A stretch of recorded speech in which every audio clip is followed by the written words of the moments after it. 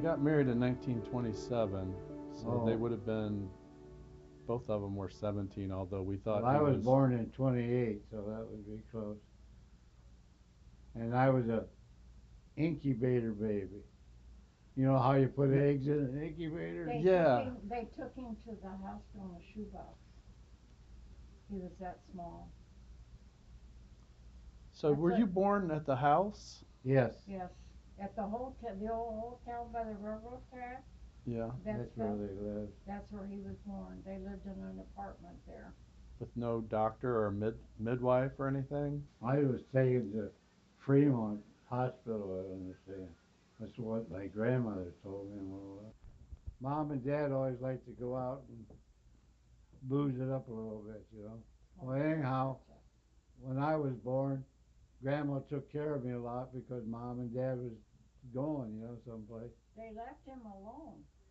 And Grandma told me, How old was he? Grandma Seymour told me, she said, I was a baby yet. she and I used to sit and talk and have the nicest talk. She says, Madonna, the tears would roll down her face, and she says, your mother-in-law and father-in-law left that baby in pea pants and nothing to eat and go out and get drunk out Scotland's Corners. And she said that one day, she said, I just couldn't take it anymore. I took him home. She picked me up, brought me home. That was it. That's all I can remember. Never fought it. I said to Marietta one day, I said, why did you not raise Tuffy? Can I ask? And she said, oh, the old lady wanted to raise him.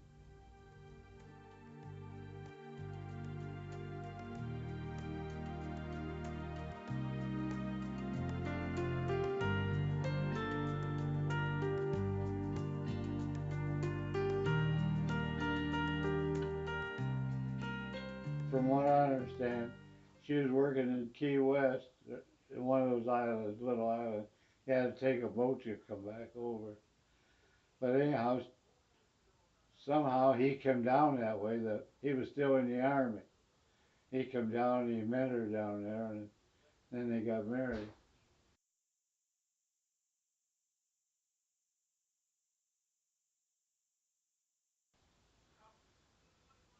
And Grandma used to always, she ever talked about him was how nice a guy he was and stuff. But when he was in the service, he was mean and crap. And if you was a colored guy and you walked down the street and he walked on the same street, sidewalk, we'll say a sidewalk. If you didn't get out on the road, he would throw you out on the road.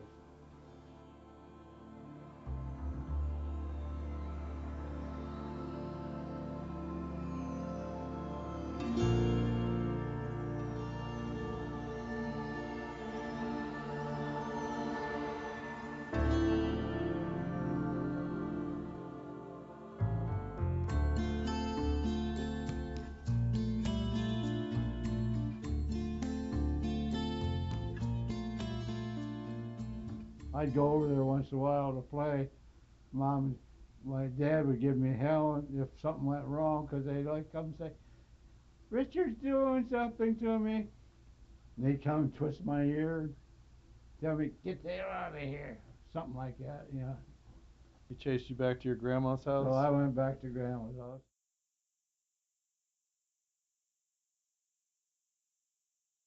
Remember Howard Murray? And one day we was playing cowboys. We got supposed to get in a fight, you know, and he was out there busted.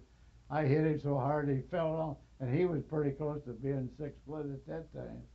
He fell down on the ground. When he got up, he said, Tuffy.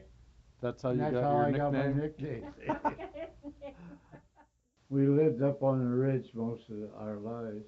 They called us the ridge rats, you know. Yep. Because there's a lot of stone up that way and the basic out there close. They always wanted to start a fight with the ridge rat kid.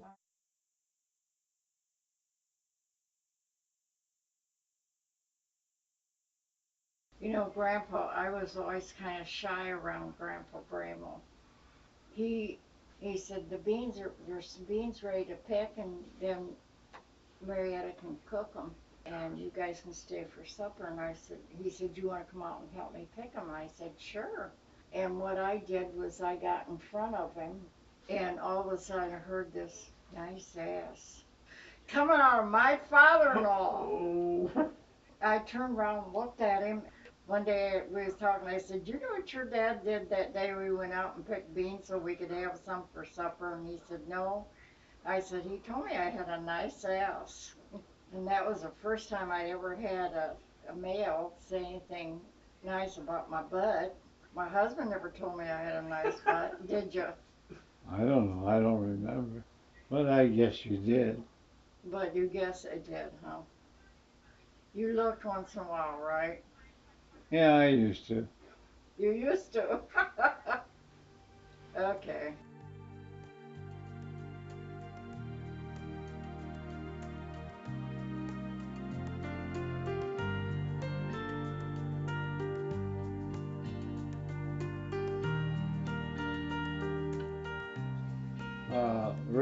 Ray Seymour and Russell Seymour met over in Europe during World War II. They looked each other up and they got reacquainted with it. Uncle Ray was a very nice guy. Oh, Uncle Ruck was nice. Did you know Burl? We used to call him Gassy. Gassy? Why is that? He was running off by the mouth all the time. But he got married and had kids. His kids got old enough. They said, "We want you to stop calling our dad Gassy." I said, okay. I knew him for his Uncle Gassy all my life, you know. He was a heavy drinker and a smoker. And he married this woman in Willard, Ohio. Then he settled down from all that. Oh, we went over to Willard and visited them. That's when their kids was little. He had about 7 kids, I think, something like that. He was a railroad man, Burl was. In the service, he was a railroad man. Did you know Sonny very well? Well, not as well as I'd like to, but I knew of him and stuff. You know, I mean, visit with him. Grandma, he'd come down to Grandma's. Then he married, what was her name? Reba Seymour. Reba. They had 2 girls.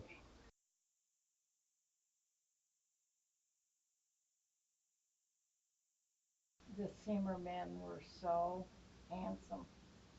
Every one of them. Did you know any of them at all, Kurt? I remember Aunt Hazel.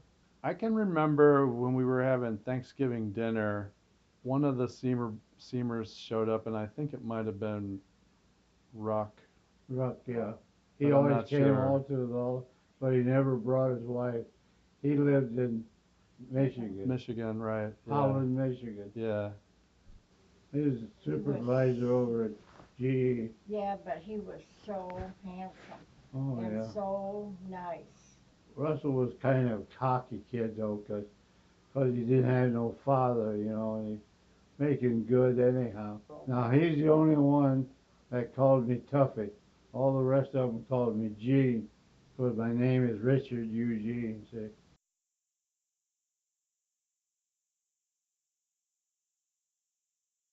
I worked at Fremont Memorial Hospital, and this one day, first patient is Mr. Seymour, Mr. Charles Seymour. She says, well, we had to circumcise him because he's diabetic and you're going to have to keep checking on it because he's having a bleeding problem. He, of course, recognized me and he said, I said, is it all right with you if I take a look and see how everything's going? And he said, sure. He pulled out this blanket and he said, have a look, what do you think? And I said, well, it looks pretty nice. He said, thank you, I always thought it was pretty nice. And he said, that son of a bitch really hurts. He said, there's nothing you can do? I said, no, there's nothing I can do. He was so funny. He was really funny. We had a good time that day.